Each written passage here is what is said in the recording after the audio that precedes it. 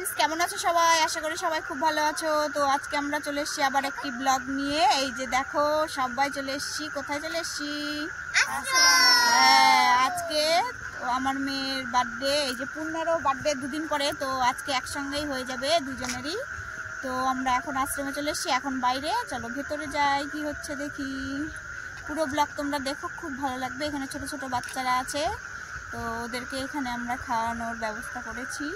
পুরো ব্লগটা দেখতে থাকো, কি হয় দেখতে পাবে। চলো এবার ভেতরে যাই।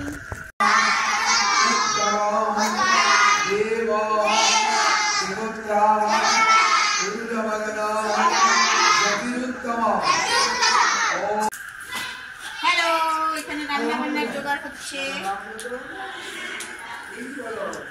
মটরশুঁটি ছোলা হচ্ছে, ফুলকপি, আলু, মটরশুঁটি, পনির, সবজি হবে, আটা মেখে রাখা আছে।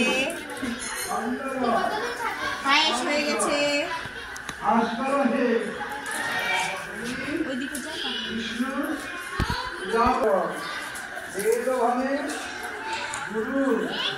ওদিকে আরতি হচ্ছে, তারপরে আবার রান্না বান্না হবে, তারপরে বাচ্চারা বেলুন ফুলাবে।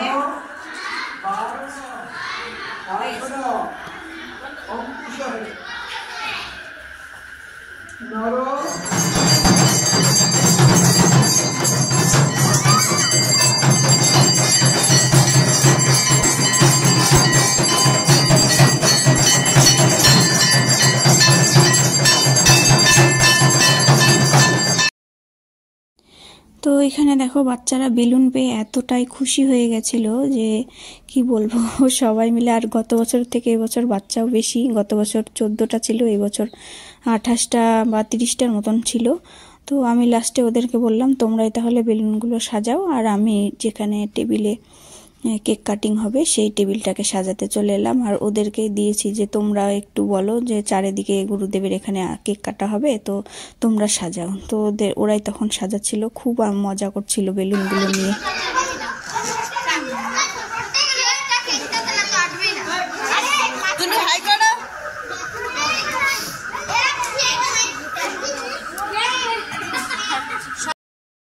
তো তারপরে কেকের এখানে যে কেক কাটিংয়ের এখানে টেবিলটা সাজিয়ে বাচ্চাদেরকে নিয়ে ভাবছি একটা ছোট্ট অনুষ্ঠান করব। মানে বাচ্চারা যে যেটা পারে আর কি, যে কেউ নাচ পারে, কেউ যোগা পারে, কেউ আবৃত্তি বলবে, এই সব নিয়ে একটা করব অনুষ্ঠান। তো তারপরে ওদেরকে নিয়ে, মানে ওদেরকে আনন্দ দেওয়ার জন্য আর কি। তো তোমরা দেখো।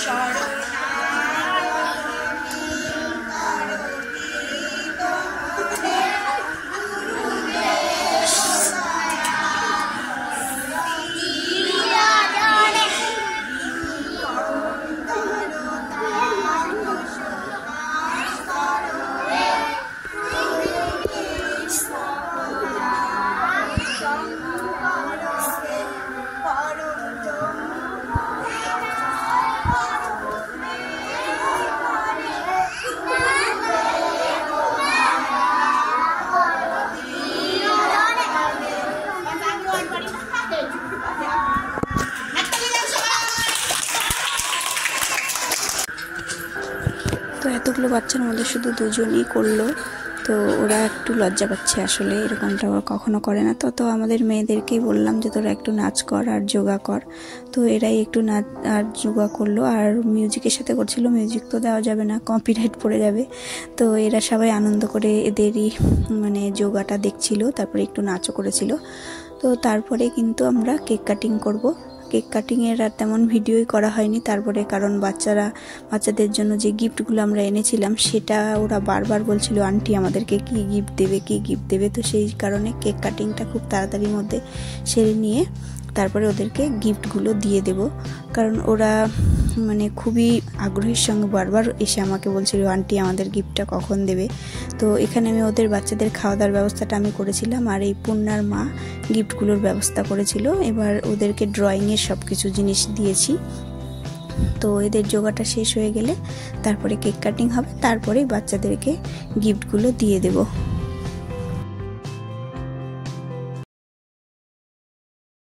তো দেখো এখানে বাচ্চারা বসে গেছে কেক কাটিং করতে, আর ওই বাচ্চাদেরা মানে কেক কাটিংয়ের থেকেও বারবার, যেহেতু ড্রয়িংয়ে সব কিছু এনেছি, তাই ওরা গিফট নেওয়ার জন্য খুবই আগ্রহী, বারবার বলছিল আমাকে এসে।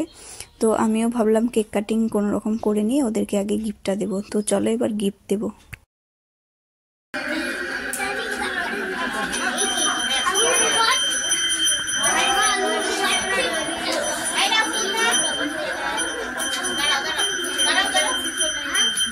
সম্প্রীতি কোথায় আছে?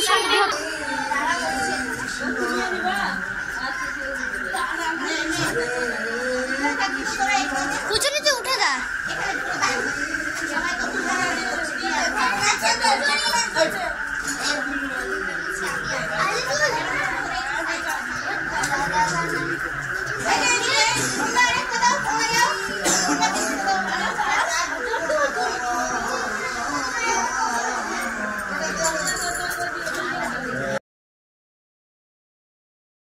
তো গিফটগুলো দেওয়া হয়ে গেলে ওদিকে রান্নাবান্নাও হয়ে গেছে। তো এবার বাচ্চাদেরকে খেতে বসিয়ে দিতে হবে, কারণ অনেকটাই রাত্রি হয়ে গেছে, ওদের খিদেও পেয়ে গেছে।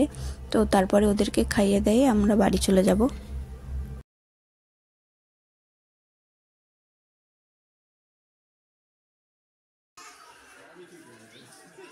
তো দেখো এবার বাচ্চাদের খেতে বসিয়ে দিয়েছি, ওদেরকে খাইয়ে দেয় কিন্তু আমরা সবাই বাড়ি চলে যাব। আমি আর এখানে খাওয়া দাওয়া করবো না, কয়েকজন খাওয়া দাওয়া করলো, আর বাড়িতেও আরও বাড়ির সবাই তো আমরা আসিনি।